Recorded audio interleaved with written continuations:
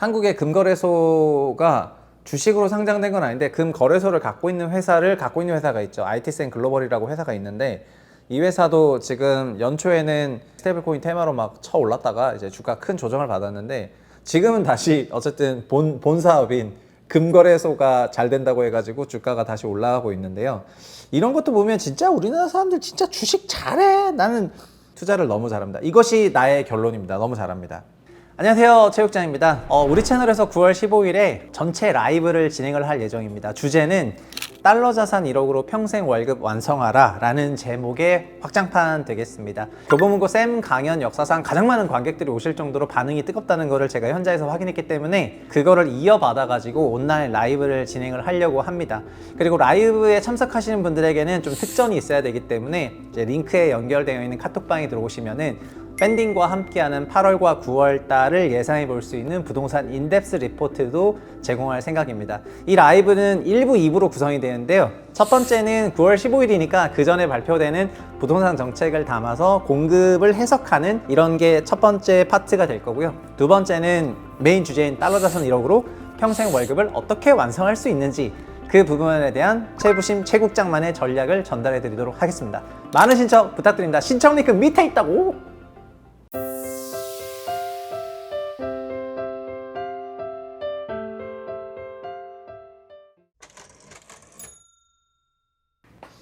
안녕하세요, 최국장입니다.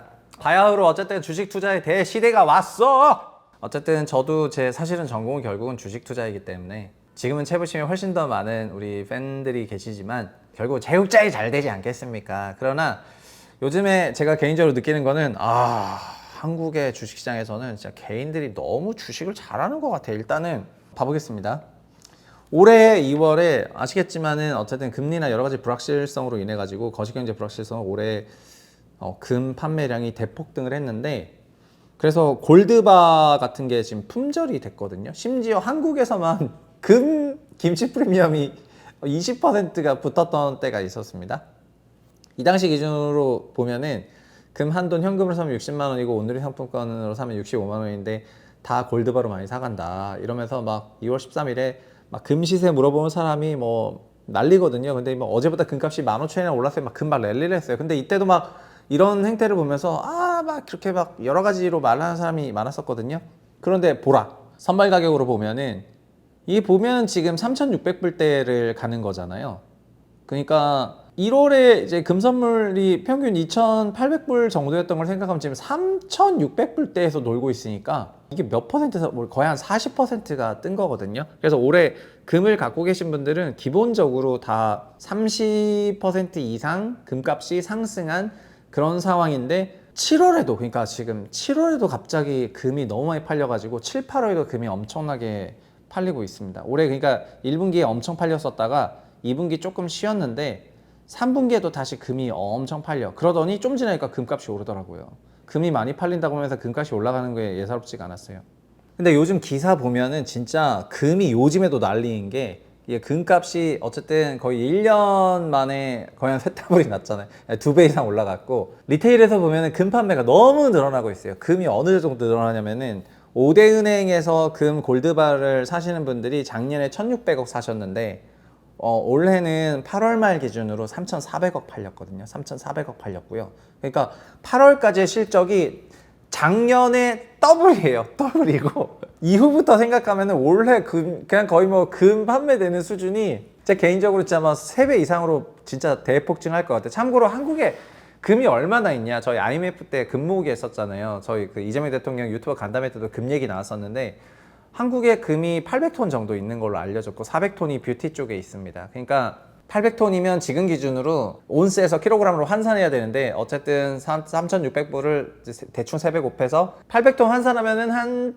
1,500조 있는 거야. 1,500조 있고 그중에 400조니까 한 7, 800조가 금 리테일 마켓에 있는 것 같습니다. 근데 어쨌든 금 거래가 5대 은행만 몇 천억씩 되고 있으니까 한국의 금거래소가 주식으로 상장된 건 아닌데 금 거래소를 갖고 있는 회사가 있죠. IT센 글로벌이라고 회사가 있는데 이 회사도 지금 연초에는 금 스테이블 코인 때문에 스테이블 코인 테마로 막 쳐 올랐다가 이제 주가 큰 조정을 받았는데 지금은 다시 어쨌든 본 사업인 금거래소가 잘 된다고 해가지고 주가가 다시 올라가고 있는데요.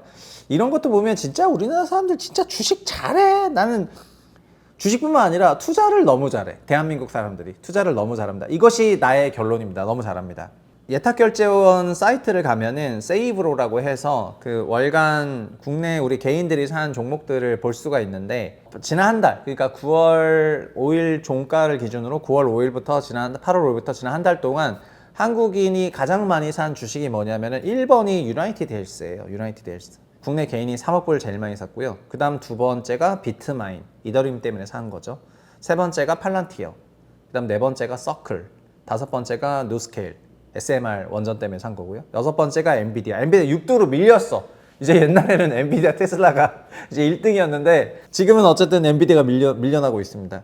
엔비디아 주가가 진짜 고점을 쳤을 수도 있어. 우리 개인들의 판단에 의하면. 자, 그 다음에 7등이 피그마. 개별주로 보면 이렇고요. 피그마를 샀고, 그 다음 8등이 일라이릴리, 9등이 블리쉬인데 이 블리쉬도 암호화폐 기업으로 신규 상장한 기업입니다. 또 10등이 코어위브 정도 되거든요.